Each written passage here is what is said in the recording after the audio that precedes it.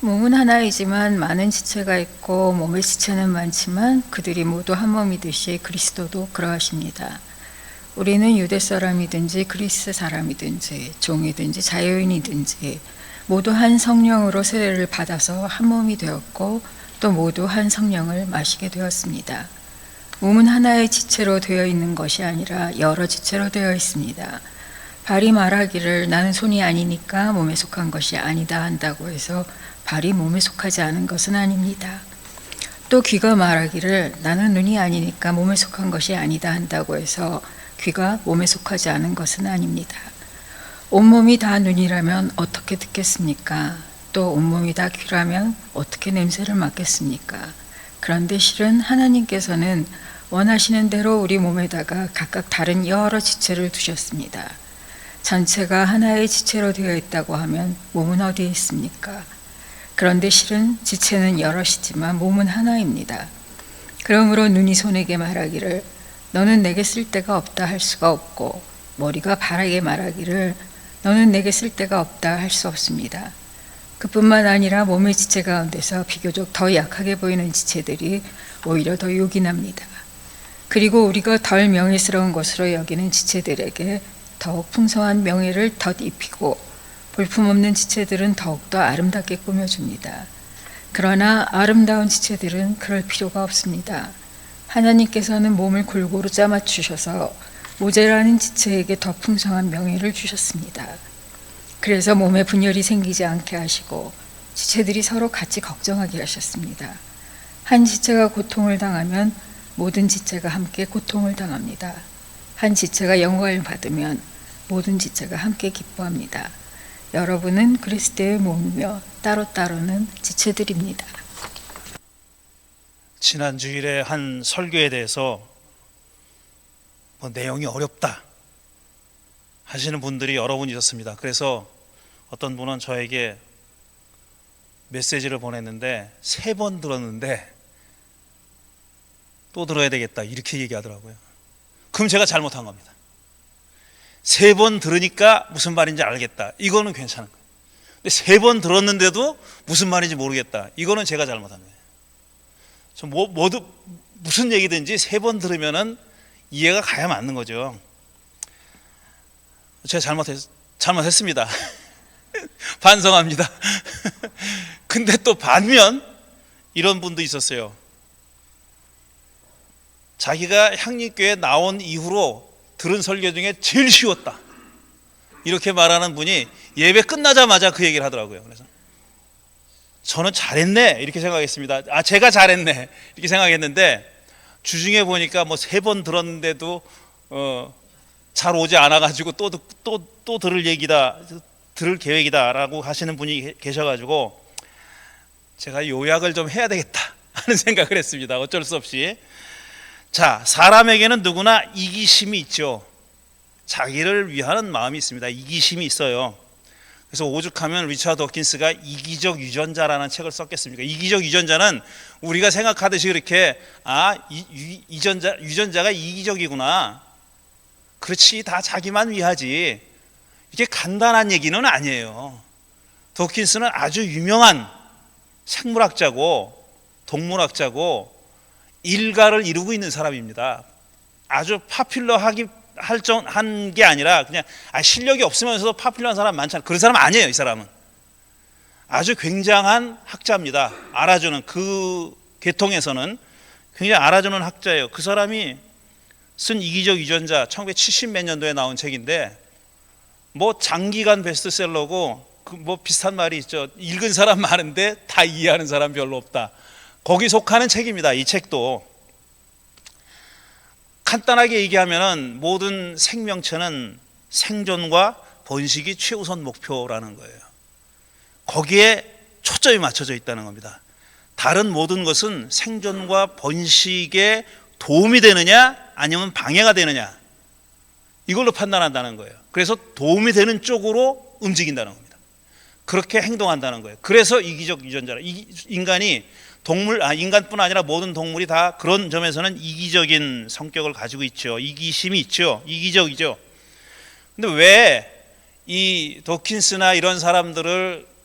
종교가 싫어하고 또 이 사람들도 종교를 싫어하냐 하면 여러 가지 이유가 있는데, 첫째로는 뭐 종교가, 특히 기독교가, 이 사람은 뭐 영국 사람이니까 기독교의 배경이 아주 그냥 문화인 동네잖아요. 기독교가, 우리 한국은 다종교 사회지만 이 사람들은 그냥 유일 종교입니다. 오랫동안 유일한 종교였으니까 하나의 문화처럼 숨쉬고 살아왔는데, 기독교를 숨쉬고 살아왔는데, 그 종교를 믿든 안 믿든 영향을 받으면서 살아왔는데, 오랫동안 종교가 뭘 가르쳤어요? 인간은 아주 월등한, 우월한 그런 만물의 영장이고, 또 인간에게는 도덕이라는 게 있어가지고 사랑과 자비, 이거는 기독교뿐 아니라 다른 어떤 종교들도 가르치는 공통적인 가르침입니다.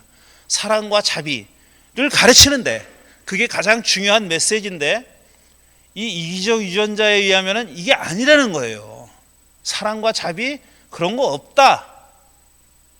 아니, 있어도 그거는 그 종의 생존과 확산, 번식에 도움이 되는 한도 안에서만, 그런 목적에서 작용하는 것이 사랑과 자비 같은 종교적 가르침이다, 이렇게 말한 겁니다. 그러니까 종교하고 사이가 좋을 수가 없는 거죠. 그래서 이런 진화론에 근거해서 연구하는 자연과학자나 사회과학자나 인문학자나 할 것 없이 대체로, 전부는 아니고 대체로 종교에 대해서 적대적이거나 아니면 종교를 무시하는 태도를 가지고 있습니다. 아주 적대적인 사람들이 있죠. 그 사람들을 요즘 신무신론자라고 얘기합니다. 뉴 에이티스트라고 얘기합니다. 리처드 도킨스나 샘 해리스나 뭐 데니엘 데니시나 크리스토퍼 히친스 같은 사람들, 대표적인 사람들이죠. 이 사람들이 쓴 책의 제목을 보면 딱 이 적개심이 느껴집니다. 적개심이, 종교에 대한 적개심이, 무시하고 적개심이 느껴지는데, 그런 겁니다. 종교에 대해서 대부분 비판적이, 하지만 다 그런 건 아닙니다. 전부 다 그런 건 아닌데, 지금 말씀드린 이런 신무신론자들이 자기가 일하는 분야, 자기가 연구하는 분야에 있어서는 다 한 가닥씩 하는 권위자들입니다. 데니엘 데닛 같은 사람은 정말 새로운 길을 개척했다고 하는 사람이에요. 새로운 학문의 어떤 그 틀을 만들었다고 하는 그런 말을 듣는 사람들입니다. 이 사람들이 그냥 별 볼 일 없는, 그저 종교의 적대심을 가지고 골방에 앉아가지고 자판 두드리는 이런 사람들은 아니에요. 아주 저명한, 영향력도 크고 권위가 있는 학자들입니다. 그래서 제가 여러 권 읽고 해봤는데, 이들이 하는 종교 비판에는 귀담아 들을 대목들이 있습니다. 분명히 있어요. 아, 맞는 말이야, 우리도 반성해야지, 종교인으로서 우리도 반성해야지 하는 그런 얘기들이 있어요. 그런데 솔직하게 말씀드리면 새로운 얘기들은 아닙니다. 그들이 우리가 발견하지 못했던 어떤 종교의 문제점이나 단점이나 해악을 우리가 보지 못했던 것을 끄집어내가지고 알려주는 그런 면은 없어요. 우리가 다 알고 있는 거예요. 다 알고, 물론 다 알고 있지만 행하지 못하는 것들도 많죠. 그렇지만 뭐 새로운 얘기를 하는 건 아니에요. 근데 알고 있다고 해서 다 그게 바로 행동으로 넘어가는 게 어느 분야나 쉽지는 않죠. 그건 종교뿐 아니라 어느 분야나 마찬가지입니다. 알고 있다고 해서 그게 다 바로바로 행동으로 넘어가지는 않지 않습니까? 종교도 그래요.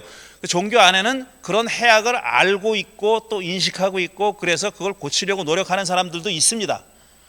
물론 그렇지 않은 사람들도 많이 있죠. 그게 해악인지도 모르고 문제인지도 모르고 그냥 헬렐레 해가지고 하는 사람들도 많이 있어요.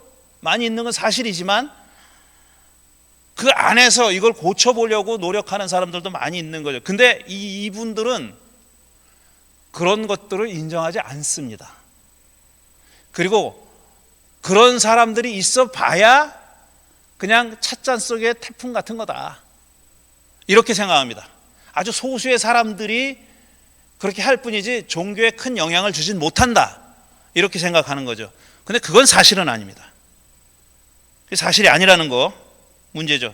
그래서 이 사람들이 그 소위 신무신론자를 포함해 가지고 종교에 대해서 적대적인 입장을 가지고 있는 사람들이 갖고 있는 문제점 세 가지만 얘기해 볼게요. 이건 그들도 인정해야 될 문제들입니다.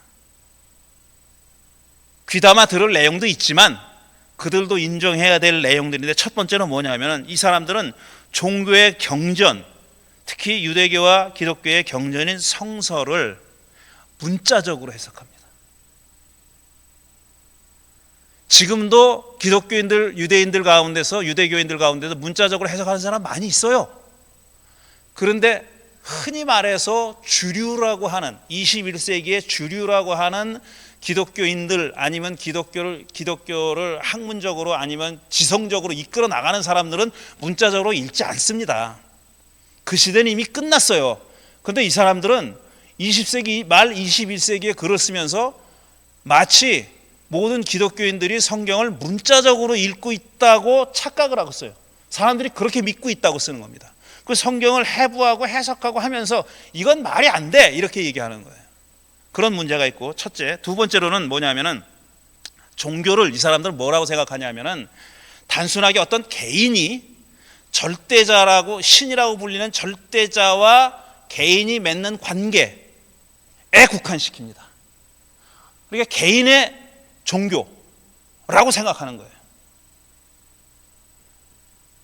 근데 종교는, 그리고 종교를 믿는 사람들은 어떤 공동체를 이루고 있고 집단을 이루고 있어요.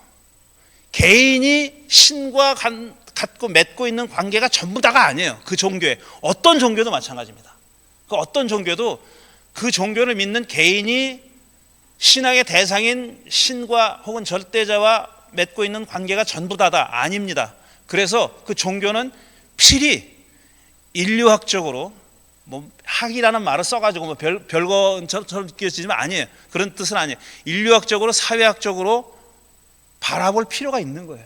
한 개인의 문제가 아닙니다. 종교는 실제로 이 사람들이 비판하는 종교는 개인의 신앙이 아니라 그 종교 뭉뚱그려서 기독교면 기독교, 유대교면 유대교를 비판하잖아요.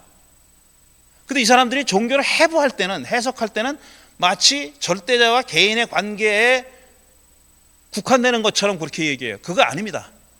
우리는 어떤 종교도 다 그룹을 이루고 있어요. 집단을, 공동체를 이루고 있다고요. 그러니까 그 공동체가 어떻게 움직이는지, 뭘 생각하는지, 그건 그 안에 있는 한 개인이 어떻게 행동하는 거와는 또 별도로 따져봐야 될 문제인 거죠.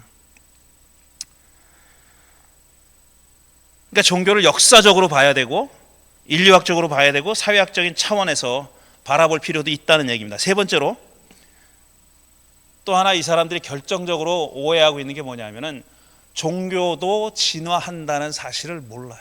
그걸 인정하지 않아요. 진화론자입니다, 이 사람들이.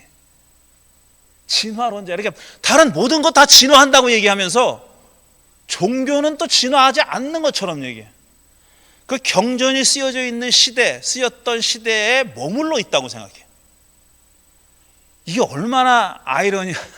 말이 안 되잖아요. 다른 모든 걸 다 진화한다고 생각하고 자기도 진화론자면서 종교가 진화한다는 생각은 안 하고 있어요. 이게 큰 문제다라는 거죠. 우리 인류가 그 진화를 인정하는 사람들이 풀어야 할, 아직도 풀지 못하고 있는 수수께끼는 뭐냐면 인간의 의식이라는 거예요. 인간의 의식, consciousness가 어떻게 생겨났고 어떻게 진화해왔느냐. 다른 동물과 인간이 구별하는 가장 중요한 점이 바로 이 의식이라는 건데, 이 의식이 어떻게 생겨났는지 하는 것을 다양하게 설명을 하고 있지만 어떤 하나의 정설이 있지는 않습니다. 사람마다 다 다르게 얘기하죠. 다양한 견해가 있어요. 만일 유전자의 생존과 번식 그리고 확산이 최고의 목표라면 그거는 이기심하고 통하는 겁니다. 자기 종이 확산되는 게 중요한 문제는, 생존하고 확산되는 게 중요한 문제지만, 그러나 지난주에 제가 조나탄 하이트라는 사람의 얘기를 소개하면서 이 제목, 이 집단성이라는 제목이 이 사람의 책에서 왔다고 말씀드렸어요. 조나단 화이트라는 사람은 심리학자입니다. 근데 이 사람은 이기심의 그 자기 대신에 그룹이라는 걸 집어넣었다고 얘기했잖아요. 그래서 이 집단심, 이 집단성이라는 걸 말했고, 이 사람이 만들어낸 신조어라고 보이는 것이 그룹피시니스라는 말을 썼어요. 셀피시니스라는 말 대신에 셀프 대신에 셀프를 빼고 거기다 그룹을 집어넣은 겁니다. 다른 사람이 이 말을 쓰는 건 내가 못 봤는데 이 양반은 이 책에서 이 말을 쓰고 있어요. 그러니까 그룹, 이 집단성이라는 것, 나보다는 어떤 집단을 내세우는 그런 성향이 인간에게 어떻게 생겨났느냐, 왜 생겨났느냐 하는 것을 풀어놓은 책이 이 사람의 책입니다. 이 사람 뭐라 그랬냐면은, 다른 동물에 비해서 유약하기 짝이 없는 인간이라는 종이, 덩치가 큽니까? 힘이 셉니까? 뭐 이빨이 날카롭습니까? 아무것도 없어요. 사람이, 인간이라는 종은 이렇게 유약한 존재인데, 이 유약한, 연약한 존재인 인간이 어떻게 이 지구라는 별을 지배하는 그런 종이 됐느냐를 얘기할 때 이렇게 얘기했죠. 2명 이상이 합심해서, 그러니까 인간은 2명 이상이 합심해서 공통된 하나의 목표를 추구할 때 그 목표가 뭐다 하는 상을 머릿속에 똑같이 그려낼 수 있는 능력이 있다는 거예요. 이건 되게 어려운 얘기가 아니에요. 쉬운 얘기인데 말이 짓기 어려운 거지. 뭐냐면, 자, 높이 달려있는 열매를 따먹으려고 하는데 둘이 협동을 하는 거예요. 한 사람은 그 가지를 쫙 붙들고 내려놓고 한 사람은 따는 겁니다. 혼자는 못해요. 그거를 혼자는 못하는데 둘이 할 수 있는 거예요. 그래서 열매를 따먹을 수 있는 건데, 이 사람이 얘기하는 건 뭐냐면, 둘이 서로 그 의사가 통한다는 거예요. 우린 저 열매를 따먹으려고 하는 공통의 목적을 가지고 있는 거예요. 그리고 저 사람도 나처럼 저 열매를 따먹고 싶어 한다는 걸 확인하는 거예요. 확인할 수 있다는 거예요. 거기서부터 우리 인간이 다른 동물과 구별되는 진화의 길을 걸어왔다는 겁니다. 그러니까 좀 정리해서 말씀드리면, 첫째로 이겁니다. 첫째로, 사람은 다른 사람의 의도를 읽을 수 있는 능력을 가지고 있는 겁니다. 저 사람이 지금 뭘 생각하고 있구나, 뭘 하려고 하는구나 하는 거를 알 수 있다는 겁니다. 다른 사람의 의도를 읽을 수 있는 능력을 갖고 있고, 이게 첫 번째고, 두 번째로는 공통된 의도를 갖고 공통된 목적을 이루기 위해서 그룹을 형성할 수 있었다 하는 겁니다. 확인이 됐으니까 그 목표를 이루어야 되잖아요. 그러면 혼자 힘으로는 안 되는구나, 그러면 같이 모여서 해야 되는구나 하게 돼서 집단을 이루게 됐다는 거고, 세 번째로는, 자, 다른 사람이, 나 말고 다른 사람이 그 공통된 목표를 이루고 거기서 얻은 성과를 나눌 의지를 가지고 있는지 여부를 판단할 수 있게 됐다는 거예요. 저놈이 요거 갖고 튈 놈이네, 이거 아니라는 거예요. 그런 의사를 파악할 수 있는 능력을 갖게 됐다는 거예요. 공통의 목표를 가지고 하는데 사람이 종류가 많으니까 이런 사람 저런 사람 있잖아요. 그 그룹에도 다 똑같은 목표를 가지고 있다고 해서 그 공동의 목표를 이루려고 다 거기에 몰두하는 게 아니라, 요걸 내가 빼먹으면 나만 이기심이 발동해서, 요걸 내가 빼먹으면 나만 좋네, 이런 사람이 있다는 거예요. 있을 수 있다는 건데, 인간이 진화하면서 저놈은 그런 의도를 가지고 있구나라는 걸 파악할 수 있는 능력을 갖게 됐다는 거예요. 그 사람이 어떤 바디 랭귀지나 뭘로나, 이게 이제 나중에 급격하게 발전하게 된 거는 언어 덕분입니다. 말하기 시작하면서 이 모든 의식이, 집단 의식이 급속도로 진화하게 됐다는 거예요. 그렇게 됐다는 겁니다. 이거 뭐 어렵지 않잖아요. 그 다음에 네 번째로, 마지막으로, 이 공통의 기대를 저버리는 사람한테 대해서 부정적인 감정이 생겨났다는 거예요. 제가 지금 전제하고 말씀드렸지만, 저놈이 지금 딴 생각을 가지고 있어 라는 생각을 함과 동시에 저놈은 나쁜 놈이다라는 가치 판단을 할 수 있게 됐다는 거예요. 이게 그냥 절로 생긴 게 아니라, 순식간에 생긴 게 아니라, 수천 년, 수만 년, 수십만 년 동안에 인간이 진화하면서 차차 이렇게 됐다는 거예요. 아주 긴 시간 동안에 지금 말씀드린 네 가지 의식을, 집단 의식을 갖게 됐다는 겁니다. 여기까지 안 어렵죠? 이게 지난주에 한 얘기예요. 지난주에.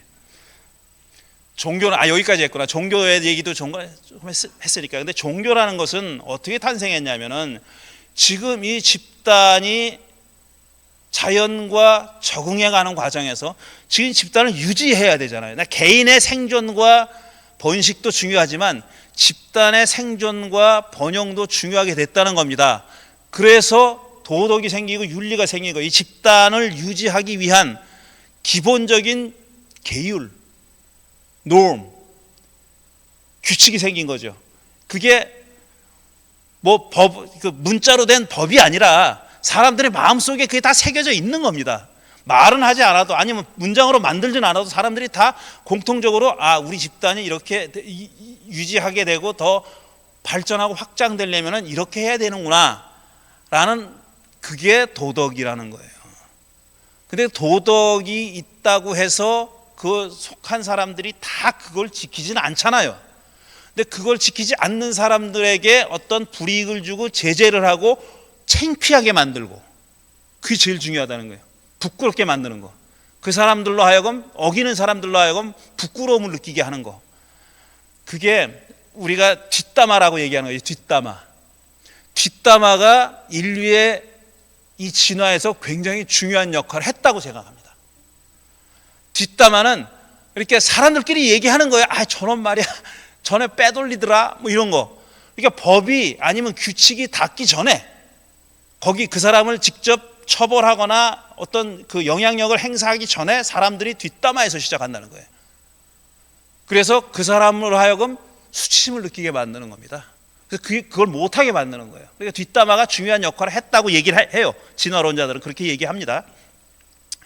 그런데 종교는 이런 도덕과 윤리라고 하는 이 그 큰 틀 안에서 종교가 탄생한 겁니다.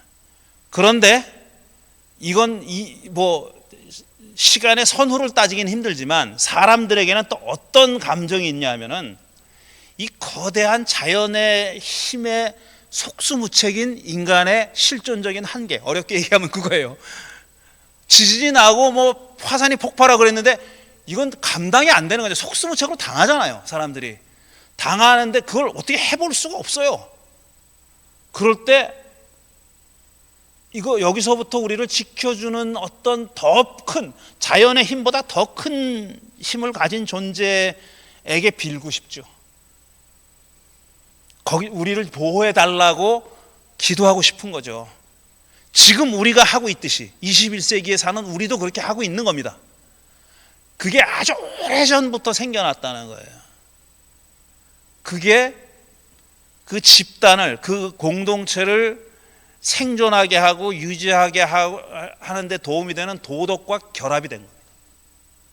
그래서 종교가 도덕이라고 하는 좀 더 큰, 또 영어를 써서 미안하지만 매트릭스 안에 한 부분이 된 거예요.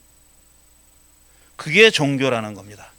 그런데 이 신무신론자들은 종교를 이렇게 보지 않습니다. 그러니까 환경에 적응하는 과정에서 인간들이 발달시켜온 어떤 문화적인 기제, 산물이라고 생각 안 하고 느닷없이 나타난, 우연히 생긴 예상외의 어떤 돌연변이 혹은 부산물이라고 생각해요.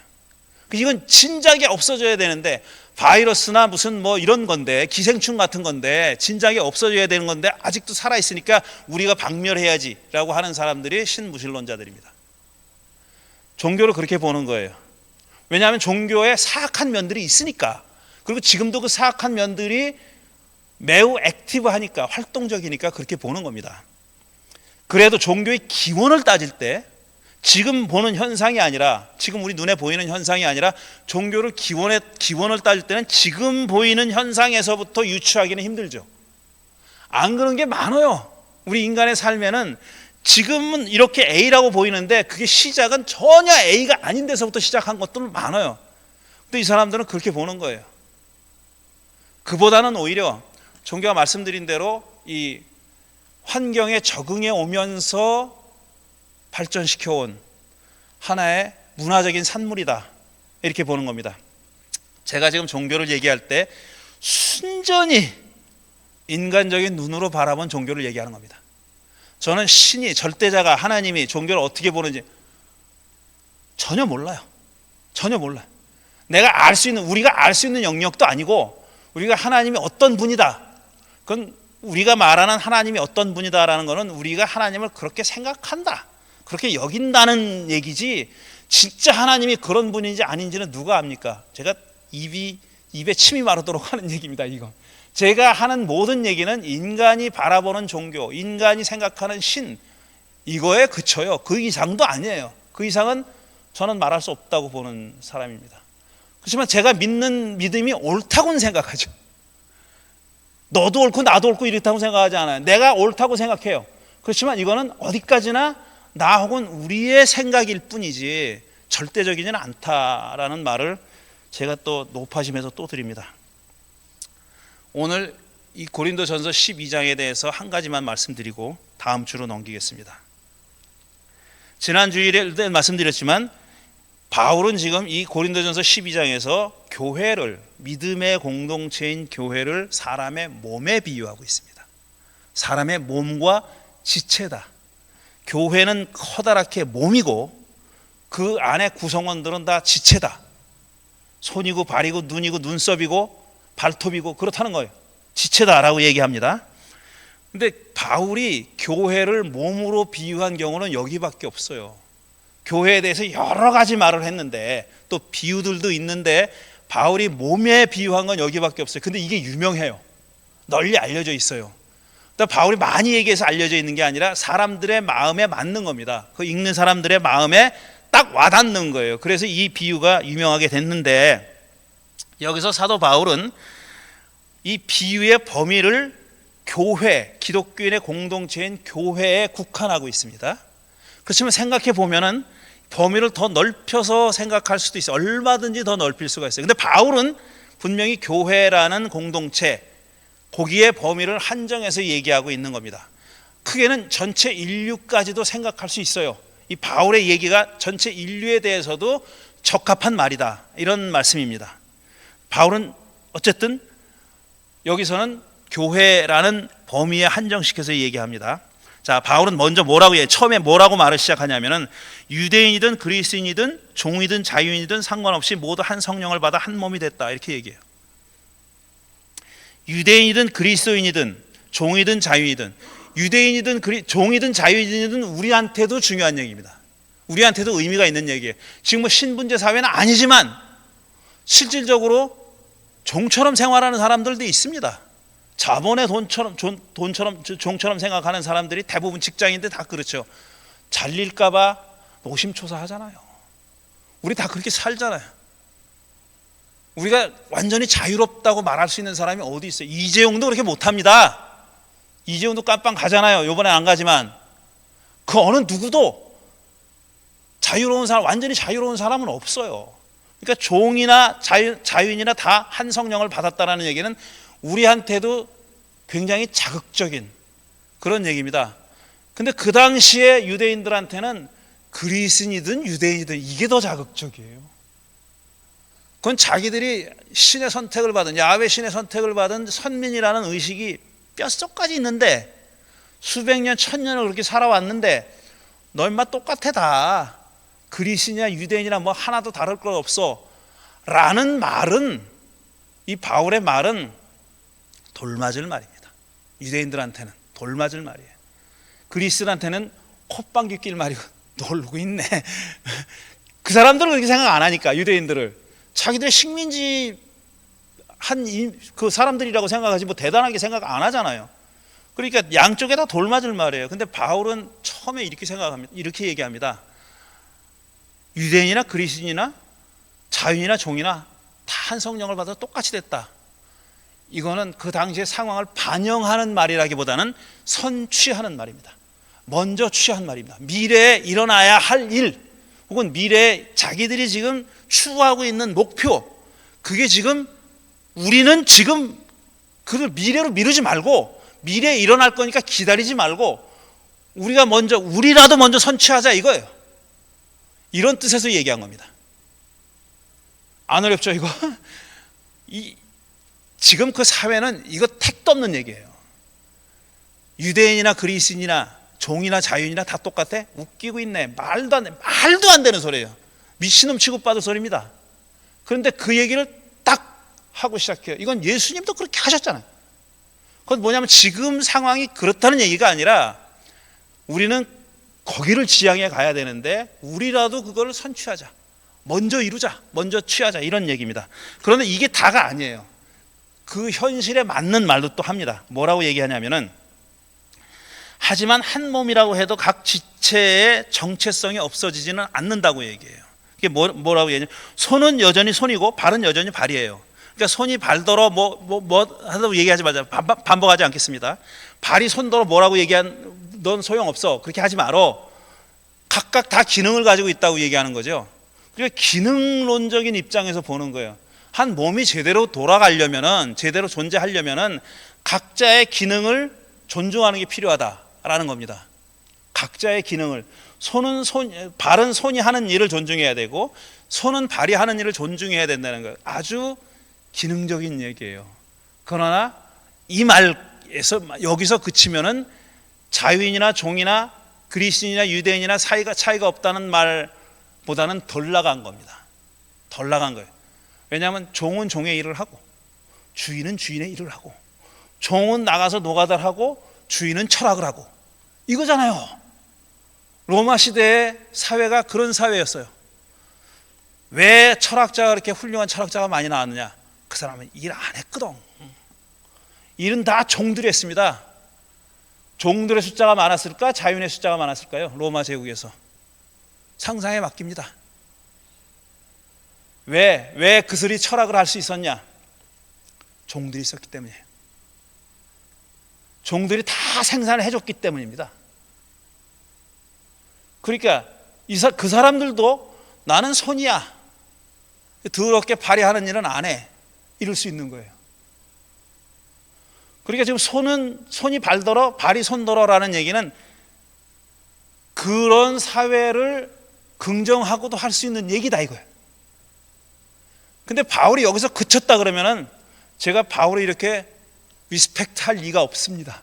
그러지 않았어요. 그 다음에 나오는 말이 중요한 거예요. 그 다음에 뭐라고 얘기했냐? 이게 전율하게 만드는 그런 얘기입니다. 뭐라고 얘기했죠? 하도 열심히 하다 보니까 원고 어딘지 잊어버렸어요. 자, 22절. 그뿐만 아니라 몸의 지체 가운데서 비교적 고전에, 그러므로 눈이 손에게 말하기를 너는 내게 쓸데가 없다 할 수 없고, 머리가 발에게 말하기를 너는 내게 쓸데가 없다 할 수 없습니다. 이게 기능론적인 얘기입니다. 다 각자의 기능을 하고 있다는 얘기인데, 그 다음에 뭐라고 하냐면, 그뿐만 아니라 몸의 지체 가운데서 비교적 더 약하게 보이는 지체들이 오히려 더 요긴합니다 그랬어요. 여긴 가치 평가가 들어가는 거예요. 그 전에는 가치가 아니라 기능적인 평가를 한 겁니다. 손이 발더러 머리가 발더러, 이건 기능적 평가, 이거는 가치 평가 들어가는 거예요. 비교적 더 약하게 보이는 지체들이 오히려 더 요긴합니다 그랬어요. 바울은 여기서 한 걸음 더 나갑니다. 뭐라 그러냐면, 덜 명예스러운 것으로 여기는 지체들에게 더욱 풍성한 명예를 덧입히고 볼품없는 지체들을 더욱더 아름답게 꾸며줍니다 그랬어요. 이거 뭔 얘기냐? 그리스도교 공동체 안에 들어와 있는, 저는 이렇게 생각해요, 종에 관한 얘기입니다. 이거는 교회에 들어와 있는 종에 관한 얘기예요. 당시 사회가 그를 볼품없게 여기지만 이 안에서는 똑같이 보라가 아니에요. 더 명예롭게 그랬어요. 더 명예롭게. 이거 가능했냐? 아니, 불가능했습니다. 결국 교회도 이루지 못했어요. 이루지 못했어요. 이렇게 못했어요. 처음에 한 100년, 수십 년, 그것도 소중합니다. 그게 살았어요, 이 사람들이. 그런데 딱 세기가 바뀌자, 2세기 넘어가 3세기 넘어가자 딱 계층이 생깁니다. 우리 성경에 감독이라는 말이 나와요. 그 서신에, 신약 성경 서신에 감독이라는 말이 나옵니다. 감독, 교회 안에 감독이 어쩌고 사도가 어쩌고, 이거 다 뭡니까? 교회 안에 계층이 생겼다는 거예요. 그러니까 더 약하게 보이는 지체들이 더 이상 더 요긴하게 여겨지지 않았다는 얘기예요.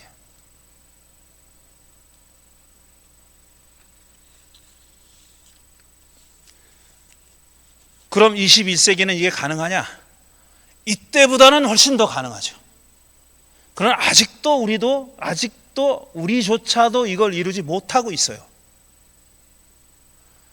그래서 나오는 것이 그 공동체 안에 어떤 그 소위 말해서 질서라고 하는 것. 좋은 뜻 아닙니다. 질서라고 하는 것, 제가 말하는 게 좋은 뜻 아니라는 얘기예요. 질서라고 하는 것이 생기는 거고, 그 다음에 위계라는 것이 생기는 거고, 또 하나 그룹 이기주의라는 것이 생기는 거예요. 그 얘기는 다음 주에. 오늘도 너무 길게 했네요. 다음 주에 계속 하도록 하겠습니다. 지금 드린 말씀 한번 반추해 보시면서 잠시 묵상하는 시간 갖겠습니다.